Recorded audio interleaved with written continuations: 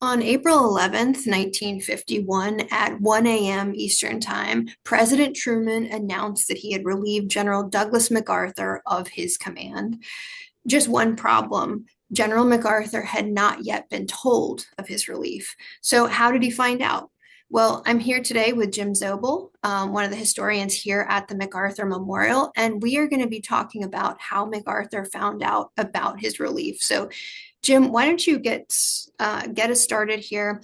There are a lot of rumors and things about why MacArthur was fired. Can you give us the bullet points? Why does Truman make this decision? Well, there is no great relationship between MacArthur and Truman. I mean, that's been spelled out, from the beginning of the occupation days uh, into the occupation. They never had met until that Wake Island conference of October of 1950. Um, and throughout the occupation, there was always a lot of squabbling over policy and things like that. And Truman never visits Japan. Vice President never visits Japan. Secretary of State never visits Japan. And right at the beginning of the Korean War, you've got the problems with Formosa, because MacArthur goes to visit Chiang, and then there's flights going into Formosa that are landing there, which is totally against American policy. Truman sends out Averell Harriman, who tells MacArthur, stop talking about China. We're not, we don't want to get them mixed up in the Korean War. So just keep that under the table. And MacArthur agrees. And then he releases that VFW message, which comes out and says that, we can never let Formosa go. It's an unsinkable aircraft carrier, totally violates Truman's policy. Truman says, recall that. But all that's kind of forgotten just because of Incheon and the rapid turn of events, because everything looks like it's going to be victory. Then the Chinese come in, and MacArthur, unlike any time before, because the press is just hammering him, getting caught with his pants down, and he goes to the press. And then Truman slaps that gag order on him. And so then you've got this fighting for the 38th parallel going on between Matthew Ridgway, the 8th Army commander, and the Chinese. And all this time you've got MacArthur making statements like this is a die for Thai war, violating the gag order. And he does that about 4 or 5 times until like late March, when Truman says he wants to get the Chinese to the table, and MacArthur issues a press statement to the Chinese general saying, I've destroyed you, surrender now. Well, there went Truman's peace feeler. And so then they're talking about what, Truman's like, what am I going to do about MacArthur? Do I keep him in Japan? Do I bring him home? Do I keep Ridgway in Korea? And then MacArthur writes that letter to Joe Martin, the Republican in Congress, who's probably the most rabid anti-Truman Republican there is. And then he ends up reading MacArthur's letter on the House floor, which is all about, once again, violating that policy of don't talk about Red China and Formosa, because that's all MacArthur says. We have to use Chiang's troops. This is what we have to do. And so that's when Truman knows he's getting into the political realm within Washington, and really getting into the diplomatic realm as far as, what the policy and the goal is in Korea. And so that's when Truman knows he has to get rid of them. And they'll have meetings with the vice president, the State Department head, with Defense Department head George Marshall, Paul Neitz of the State Department, and they'll come to the realization that, or Truman will, that MacArthur's not in league with policy, so they get rid of him. There's also the worry about the nuclear thing. Even though MacArthur never asked to use nuclear weapons in Korea during that period, at least no evidence has been created of that. We did find out years ago that in Tokyo they were bugging all the embassies, and so the Spanish and the Portuguese back in like November, December of 50 were sending all these messages back to their home offices saying that MacArthur trying to go the Soviets into World War III, but MacArthur said, these are so out of line with anything that's reality, which they were. I've seen these messages, but you got to throw in then, Charles Willoughby, who's MacArthur's intelligence chief. He's very close to Salazar and Franco in Portugal and Spain. So, was he behind feeding these things? So we don't really know, but we do know that's what Truman said, that it was, because we knew he wasn't in league with what our policy is, because they want to get out of the war, status quo antebellum. They're worried about the Soviets going into Western Europe, and MacArthur's still wanting to win the war. To bring it to a successful conclusion. I guess all because of the World War One, lesson of the armistice. And so that's really what it comes down to is that Truman then decides that he's gonna have to replace MacArthur. So how does MacArthur actually find out? Where is he when he gets this news? Well, he's at the embassy. Like, they have every day, they'll have lunch at the embassy, and MacArthur will have visiting people that are visiting Japan or Tokyo, whether it be political or advisors to the occupation, things like that. And when they announce it at 1 o'clock in Washington, that is lunchtime in Tokyo. And so somebody in the embassy hears it on the radio, because they announced it, on the radio before it got a chance to get to MacArthur, because Undersecretary of the Army Pace, who was in Korea, was supposed to come tell MacArthur, but then the Chicago Tribune, Walter Trohan, was going to scoop that story. And so they announced it at like 1 o'clock in the morning. And that was before Pace was able to get to see MacArthur. And so whoever heard it in the MC, it might have been Sid Huff, but they tell Sid Huff, and he's MacArthur's aide, had been his aide since World War II. And he tells Gene, and Gene goes and tells MacArthur at the table, there, that, it's just been over the radio, you've been relieved of commands. And MacArthur was supposedly like, I guess we're going home. But then they contact GHQ, and they get the radio message that did come from Washington from the Joint Chiefs, announcing that MacArthur had been relieved of command. Now, I know obviously there's concern about the story being scooped, and the White House wants to be the lead on that. But is there any truth to the claims that Truman was also concerned that MacArthur may resign before he could be relieved? That I don't know. I don't see them as thinking he would resign. The thing is it's that going against policy rather than insubordination. A lot of people say it's because of insubordination, but when they have those May hearings before Congress, all the Joint Chiefs say no. He followed every order. It was just that he wasn't in line with what we were doing. We know that MacArthur tells Almond, like a week before, his 10th Corps commander, that he felt he had become involved politically and he might be going home.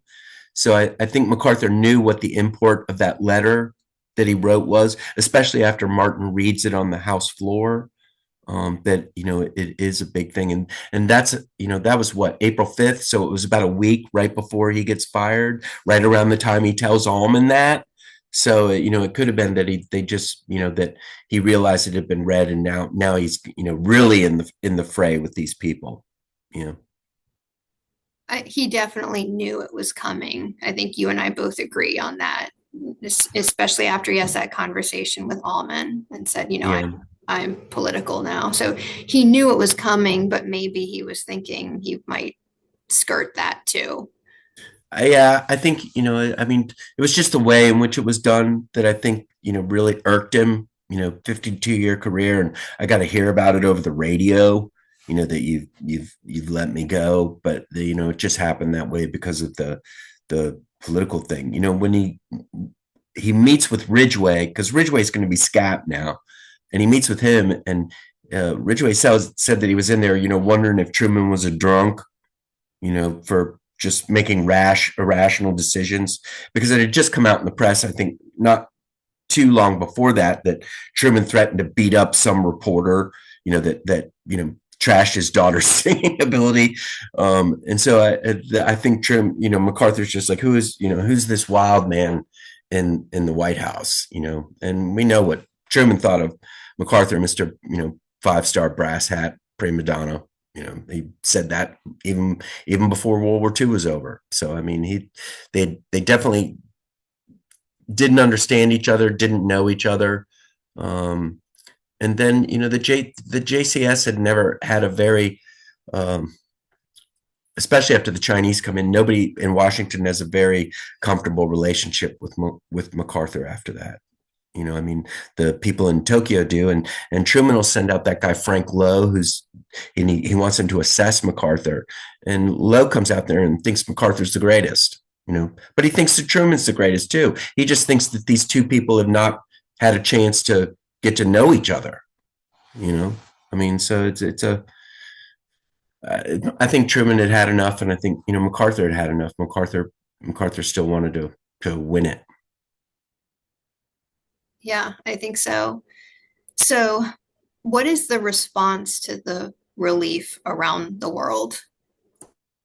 Well, the British, I think, and the Europeans were glad about it. They'd been worried about MacArthur for a while. The British still have trade going on in Hong Kong, during this whole time. The Russians and the Chinese love it because he's gone.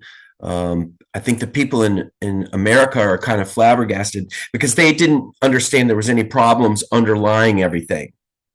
In the press, everything seemed to be hunky dory, a few things, but then all of a sudden, just overnight, I'm firing you. That kind of shocked everyone. I think after they have those hearings and it comes out that the Joint Chiefs and MacArthur weren't really in line with the way they were thinking, I think then America kind of loses that fervor. And what's the story? Like MacArthur's at that baseball game, and all of a sudden, somebody yells out, "Hey, Mac, how's Harry Truman?" And he knew that Right. the reverence and the Yeah.